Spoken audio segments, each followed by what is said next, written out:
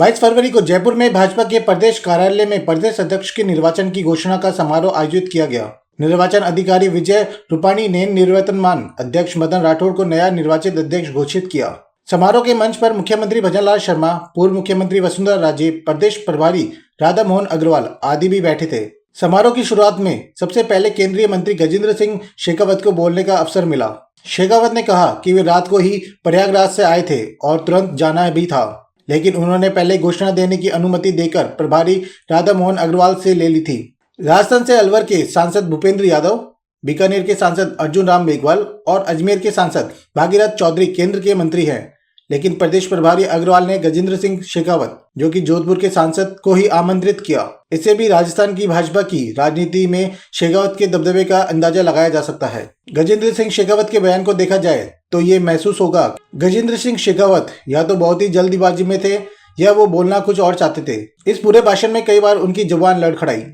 इस कार्यक्रम में गजेंद्र सिंह शेखावत संगठन, शक्ति और आधार को मजबूत करने की दिशा में बोल रहे थे और साथ ही कांग्रेस को मुंह तोड़ जवाब भी दे रहे थे। आने वाले सुलून में बीजेपी का बूथ से लेकर जिला स्तर तक कार्यकर्ता और अधिक मजबूत होगा और राजस्थान राजनीति चुनाव पर जो कलंक लगा है कि राजस्थान में 1997 से ही एक बार भाजपा और एक बार कांग्रेस के शासन की परंपरा चली आ रही है। जिस प्रकार भाजपा में वसुंधरा राजे के मुख्यमंत्री रहते हुए हार हुई, उसी प्रकार कांग्रेस में अशोक गहलोत के मुख्यमंत्री रहते हुए कांग्रेस को हार का सामना करना पड़ा। मित्रों, जैसा मैंने कहा, भारतीय जनता पार्टी कार्यकर्ताओं की ताकत के आधार पर काम करने वाली पार्टी है और उंगलियों पे गिने जा सकने वाले कुछ व्यक्तियों के द्वारा जो इस दल का गठन किया गया था, जनसंघ के रूप में जिस दल की शुरुआत हुई थी, विचारधारा की ताकत पर और विचारनिष्ठ कार्यकर्ताओं की शक्ति के आधार पर आज वो दल इतनी लंबी यात्रा पूरी करते हुए, तमाम विपरीत परिस्थितियों और चुनौतियों को ध्वस्त करते हुए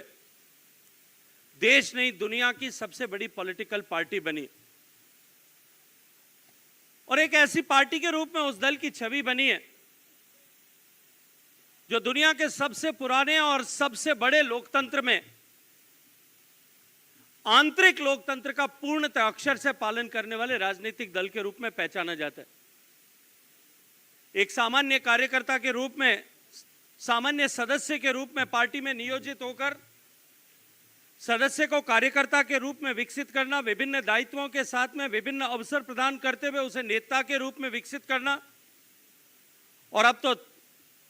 पूरे देश के लिए और दुनिया में भारत की राजनीति की समीक्षा करने वाले लोगों के लिए, पॉलिटिकल पंडित्स के लिए भी अब कौतूहल नहीं रहा है कि जब भारतीय जनता पार्टी किसी नए कार्यकर्ता को, जिसकी कोई अपेक्षा नहीं कर सकता था, ऐसे कार्यकर्ता को शीर्षस्थ पद पर पहुंचा करके उसे नेतृत्व करने का अवसर प्रदान करे। और हम सौभाग्यशाली हैं कि भारतीय जनता पार्टी में जिस तरह से ये नेतृत्व क्षमता के विकास के साथ साथ में संगठन की ताकत को और अधिक बढ़ाने और संगठन की ताकत के आधार पर जो हमारा लक्ष्य पार्टी की स्थापना के समय में था कि अंत्योदय के मार्ग से चलते हुए हम विश्व के कल्याण के लिए भारत को जो है विकसित देश बनाएंगे, माननीय प्रधानमंत्री नरेंद्र मोदी जी के नेतृत्व में उस सपने को अक्षर से साकार करने के लिए जब आज राजस्थान में हम डबल इंजन की सरकार के साथ में काम कर रहे हैं और आज हम अपने नए नेतृत्व का चुनाव एक बार फिर उस पर मोहर लगा करके करने वाले हैं। ये एक ऐसा महत्वपूर्ण समय है जब एक तरफ हमने अपनी राज्य की सरकार के 1 साल पूरा किया है,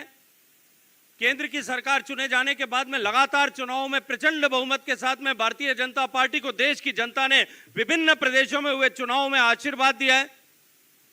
पिछले 1 साल में हमने राजस्थान में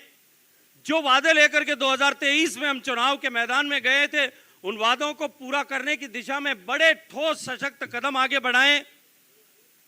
आने वाले 3 साल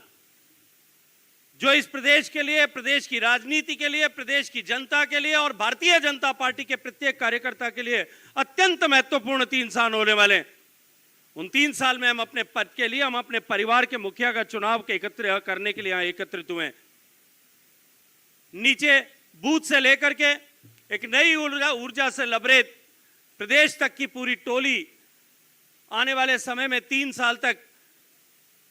केंद्र की सरकार और राज्य की सरकार की विभिन्न योजनाओं का लाभ धरातल तक पहुंचे और सरकार के काम को हम ठीक से जनता तक पहुंचा सकें, वो मैसेजिंग ठीक से कर सकें, इसके लिए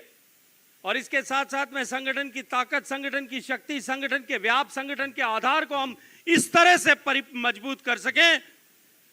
ये जो कलंक भारतीय जनता पार्टी के हम राजस्थान के कार्यकर्ताओं के सर पर है कि हर 5 साल में यहां व्यवस्थाएं बदलती है, अब की बार चुनौती के साथ में हम सब खड़े हों कि इस 5 साल बाद में भारतीय जनता पार्टी की सरकार एक और बार बनाएंगे। इस लक्ष्य के साथ में हम सब लोग जुटे, ऐसी अपेक्षा भाव के साथ में आप सबका हृदय पूर्वक धन्यवाद।